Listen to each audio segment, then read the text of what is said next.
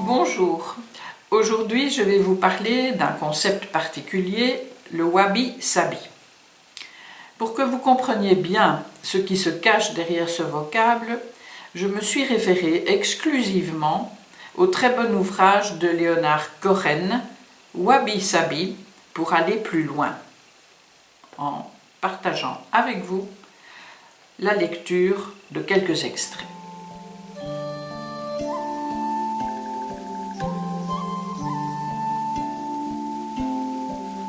Beaucoup d'entre vous connaissent déjà ce terme par les magazines de déco qui présentent du mobilier wabi-sabi, des surfaces architecturales, des vêtements, des articles de mode, des décorations d'intérieur et même des œuvres d'art.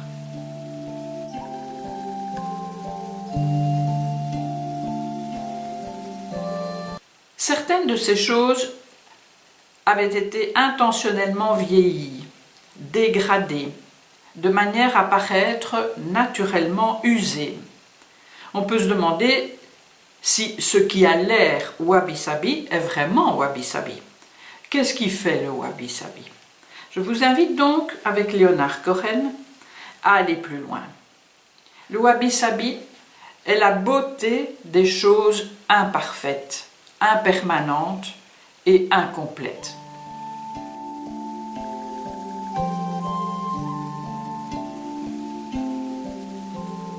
C'est la beauté des choses modestes et humbles. C'est la beauté des choses typiques. Le wabi-sabi est une des sensibilités esthétiques spécifiques de la civilisation japonaise. Comment est né le wabi-sabi? Le terme sabi est ancien. C'est un concept emprunté à la poésie chinoise qui voulait dire être affligé.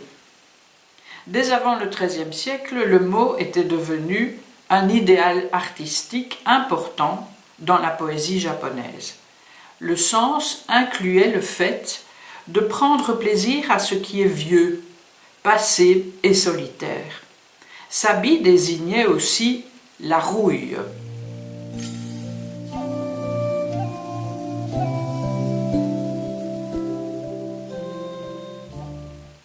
À la fin du XVe siècle, wabi est apparu pour décrire le ton émotionnel et la matérialité saturée de sabi, d'une nouvelle forme de la pratique de la cérémonie du thé, le thé wabi.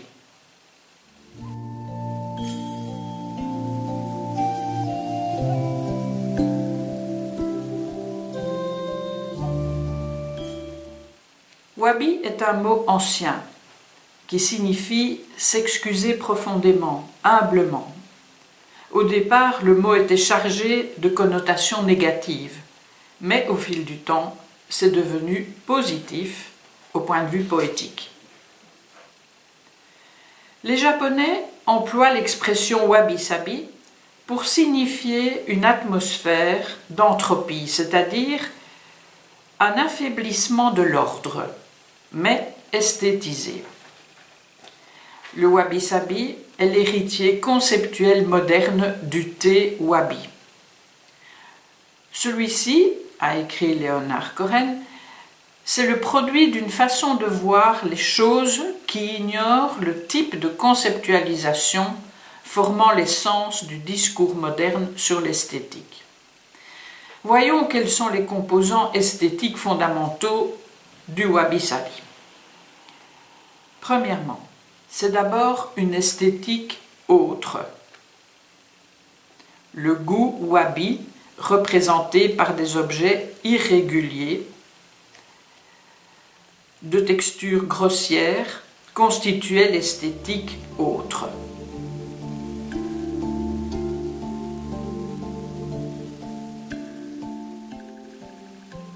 Deuxièmement, la transfiguration du banal. Le wabi-sabi survient quand les façons de voir les choses s'écroulent. La beauté du wabi-sabi implique que l'on perçoit quelque chose d'extraordinaire dans quelque chose qui autrement serait regardé comme très ordinaire. Les céramiques utilisées pour le thé wabi,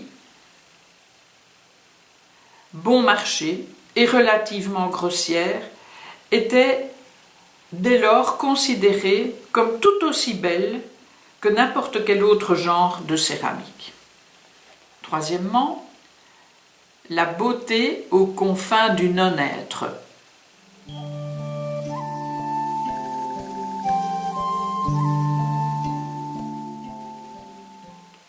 Le caractère wabi-sabi est si ténu, si timide, si délicat et subtil qu'on a tendance à l'oublier ou à le considérer comme insignifiant. Repérer la beauté difficile à reconnaître fut l'inlassable quête du thé wabi. Quatrièmement, une élégante pauvreté.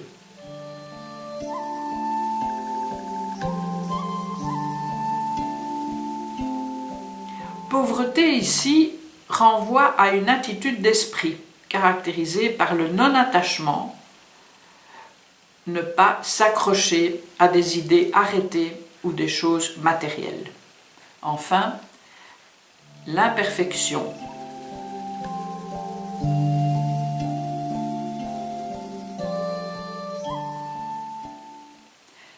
Irrégularité serait un mot plus adapté. Les choses marquées du sceau de l'imperfection peuvent susciter un sentiment d'empathie. C'est ce lien d'empathie entre les objets et ceux qui les regardent qu'ont idéalisé plutôt les maîtres de l'époque du thé wabi. J'espère qu'avec l'aide de Leonard Cohen, vous aurez davantage perçu les subtilités du concept wabi-sabi, qui peut se résumer en spiritualité simple, calme intérieur, esthétique dans l'imperfection. Je ne peux que vous recommander de lire son ouvrage ainsi que d'autres sur le sujet, car c'est un concept très particulier. Ainsi se termine cette vidéo. Je vous dis à la prochaine et d'ici là, portez-vous bien et passez un bel été.